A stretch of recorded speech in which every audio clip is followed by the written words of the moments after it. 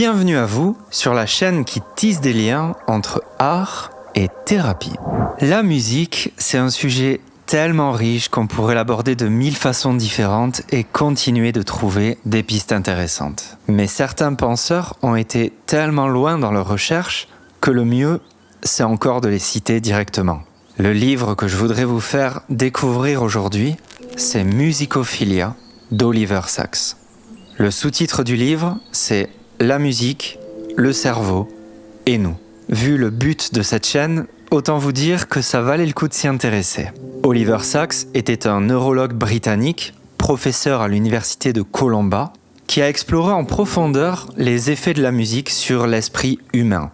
Ce qui en fait un texte brillant, c'est qu'il combine des théories humanistes captivantes, comme le concept de musicophilie, donc l'amour de la musique, avec une exploration scientifique de la relation entre musique et cerveau. Il examine un éventail de phénomènes neurologiques en illustrant ces points avec beaucoup de cas cliniques. Pour la faire simple, ce qu'il y a dans ce livre, c'est tout simplement un arsenal de preuves des bienfaits de la musique. Il aborde des thèmes variés comme la gestion émotionnelle, les hallucinations auditives, les troubles du mouvement, mais aussi l'identité et la mémoire. Et c'est justement un chapitre sur ces deux derniers points que je voulais vous proposer en lecture immersive. Ce chapitre, dont je vais vous lire un extrait, il m'a touché par ses exemples bouleversants et ses mots sur le pouvoir de la musique. Et puis, la mémoire, c'est un sujet qui m'intéresse tout particulièrement parce que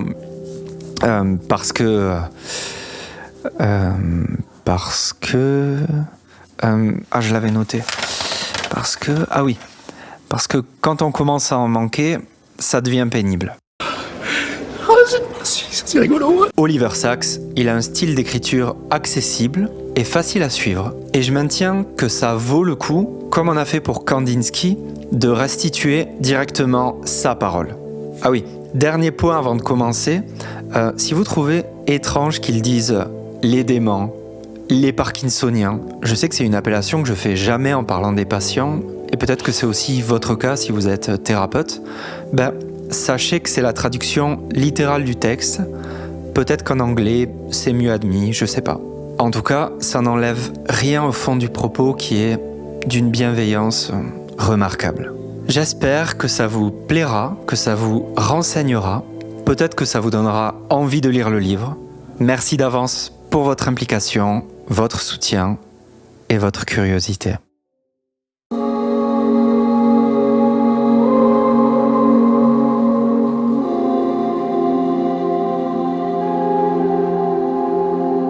Chapitre 29. Musique et identité. Démence et musicothérapie. Sur les quelques 500 patients du service de neurologie de l'hôpital où j'exerce, la moitié environ sont atteints de démence pour une raison ou une autre, à la suite d'attaques multiples, d'une hypoxie cérébrale, d'anomalies toxiques ou métaboliques, de lésions ou d'infections cérébrales, d'une dégénérescence frontotemporale ou, le plus souvent, après avoir contracté la maladie d'Alzheimer. En 1986, ma consoeur Donna Cohen co-signait un ouvrage intitulé « The Loss of Self » après s'être entretenue avec nos nombreux Alzheimériens. Regrettant qu'elle ait choisi ce titre, j'avais cru bon de critiquer cette formule en prononçant ça et là des conférences sur la maladie d'Alzheimer et la préservation du soi, mais je ne suis pas sûr, après coup, que nous étions vraiment en désaccord. Il est certain que tout Alzheimérien perd nombre de ses capacités ou de ses facultés à mesure que la maladie progresse. La destruction de certaines formes de mémoire est souvent l'indice précurseur d'une atteinte qui débouche quelquefois sur une amnésie gravissime.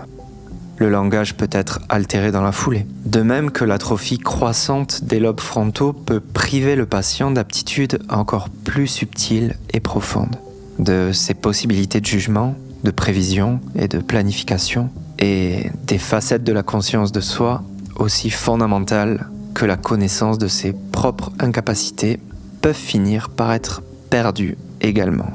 Mais la perte de la conscience de soi ou de tel ou tel aspect de l'esprit équivaut-elle à une perte du soi. L'alzheimerien peut certes régresser jusqu'à retomber en enfance, mais il n'en demeure pas moins que des aspects essentiels du caractère, de la personnalité et de tout ce qui fait qu'on est telle personne plutôt qu'une autre, donc du soi, survivent en même temps que certaines formes de mémoire presque indestructibles, y compris au dernier stade de la démence. C'est comme si l'identité avait un fondement neurologique si solide et si diffus, comme si un style personnel était si profondément gravé dans le système nerveux qu'ils ne peuvent jamais disparaître en totalité, du moins tant qu'un soupçon de vie psychique persiste. Comment d'ailleurs s'attendre à autre chose quand les perceptions et les actions, les sentiments et les pensées modèlent la structure du cerveau depuis le début de la vie? Le poignant recueil de souvenirs de John Bailey, Élégie pour Iris, en témoigne. La réaction à la musique en particulier est préservée même lorsque la démence est très avancée. Mais la musicothérapie n'influe pas du tout de la même façon sur la démence et sur les troubles moteurs ou langagiers. En ce qui concerne les parkinsoniens, par exemple, la musique leur est d'autant plus utile qu'elle est puissamment rythmée et il n'est pas nécessaire qu'elle leur soit familière ou qu'elle évoque quoi que ce soit. Quant aux aphasiques, il est capital que des chansons avec paroles ou des phrases avec intonation accentuée soient chantées ou prononcées en interaction avec le thérapeute. Dans le cas des déments, l'objectif de la musicothérapie est beaucoup plus ambitieux. Il s'agit de stimuler assez les émotions, les aptitudes cognitives, les pensées et les souvenirs des patients, le soi subsistant, pour que ces éléments reviennent au premier plan. Il s'agit avant tout d'enrichir et d'améliorer la vie des personnes concernées en les recentrant et en leur donnant stabilité, organisation et liberté. Trop vaste programme, direz-vous peut-être, car on aurait tendance à imaginer qu'il est presque irréalisable avec des patients atteints d'une démence avancée. Ne sont-ils pas si prostrés et si absents qu'on pourrait croire qu'ils ont définitivement perdu l'esprit, ou bien en proie à une détresse si incommunicable que seuls leurs cris et leur agitation permettent de prendre la mesure de leur angoisse. Mais ces sujets sont malgré tout accessibles à la musicothérapie parce que la perception, la sensibilité, l'émotion et la mémoire musicale peuvent survivre longtemps après que les formes de mémoire ont disparu. Elliot Ross et d'autres chercheurs de l'Oklahoma ont décrit le cas de leur patient violoniste dément. Il était vraisemblablement atteint de la maladie d'Alzheimer, qui non seulement se souvenait de la plupart des musiques qu'il avait apprises dans sa jeunesse, mais restait capable de les jouer avec brio, bien que des tests aient montré que ses capacités de rappel et de reconnaissance d'autres souvenirs antérogrades étaient probablement altérées. Point plus remarquable encore, ce dément amnésique avait réussi à apprendre une nouvelle chanson en la jouant au violon, en dépit de la quasi-disparition de sa mémoire épisodique. Une musique convenablement sélectionnée est susceptible d'apporter aux patients beaucoup plus en termes d'orientation et d'ancrage que la plupart des autres thérapies. J'observe constamment ce phénomène chez mes patients et n'arrête pas de recevoir des lettres qui y font allusion. Voici ce qu'un homme m'écrivit à propos de son épouse.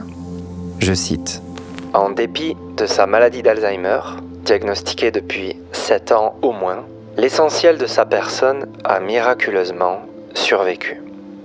Elle joue du piano plusieurs heures par jour, et fort bien.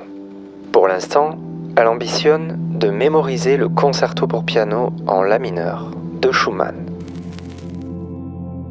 Les trous de mémoire de cette femme l'a handicapée pourtant considérablement dans la plupart de ses autres activités. On pense à Nietzsche, qui lui aussi continua à improviser au piano longtemps après qu'une neurosyphilis l'eût privé de la parole, rendu dément et partiellement paralysé. L'extraordinaire robustesse neuronale de la musique est également démontrée par la lettre suivante qui a trait à un pianiste renommé. Je cite : « Il a 88 ans désormais. Quand nous déchiffrons Mozart, il anticipe sur toutes les reprises. 2 ans plus tôt, nous avons enregistré tout le répertoire pour 4 mains de Mozart qu'il avait déjà enregistré dans les années 50. Malgré ses problèmes d'élocution, je préfère l'interprétation et l'esprit de cet enregistrement récent à ceux de son enregistrement précédent. » Je fus très ému d'apprendre que non seulement la compétence et la sensibilité musicale de ce pianiste étaient intactes, mais qu'elle paraissait même s'être affinée en même temps que ses autres aptitudes s'émoussaient. Mon correspondant concluait ainsi, je cite : « Dans son cas, il est tout à fait évident que les extrêmes de la prouesse musicale et de la maladie coexistent. Il transcende si bien son mal grâce à la musique que ses visiteurs crient au miracle. » La perception de la musique et les émotions qu'elle peut faire surgir ne dépendent pas de la mémoire uniquement. Et la musique n'a pas besoin d'être familière pour avoir un impact émotionnel. Ayant vu des patients profondément déments pleurer ou trembler en écoutant une œuvre musicale qu'ils n'avaient jamais entendue auparavant, je pense qu'ils sont capables d'éprouver toute la gamme des sentiments qui nous émeuvent et suis convaincu que la démence, dans ces circonstances au moins, n'exclut pas la profondeur émotionnelle. Quiconque a été témoin de ces réactions sait qu'un « soi » reste mobilisable, quand bien même il ne peut répondre à aucun autre appel qu'à celui de la musique. L'intelligence et la sensibilité musicale sont assurément régies par des aires particulières du cortex. Il suffit que ces aires soient lésées pour que certaines formes d'amusie apparaissent. Mais les réactions émotionnelles à la musique semblent être si diffuses, il est probable qu'elles soient non seulement corticales mais sous-corticales, que même lorsque l'atteinte corticale est aussi étendue que dans la maladie d'Alzheimer, il demeure possible de percevoir la musique, de l'apprécier et de réagir à son audition. Il n'est pas indispensable de connaître la théorie de la musique, ni d'être particulièrement mélomane pour en jouir, et pour y réagir au niveau les plus profonds. La musique fait partie intégrante de notre humanité, et elle est hautement développée et prisée dans toutes les cultures humaines. Son omniprésence même peut la banaliser dans la vie quotidienne. Nous allumons la radio, l'éteignons, fredonnons un air, tapons du pied, retrouvons les paroles d'une vieille chanson qui nous vient soudain à l'esprit, sans penser à ces actes. Mais les sujets engloutis dans leur démence sont dans une situation différente. Pour eux, la musique n'est pas un luxe, mais une nécessité. Et elle a le pouvoir, à nul autre pareil, de les rendre à eux-mêmes et à autrui, pendant quelques instants au moins.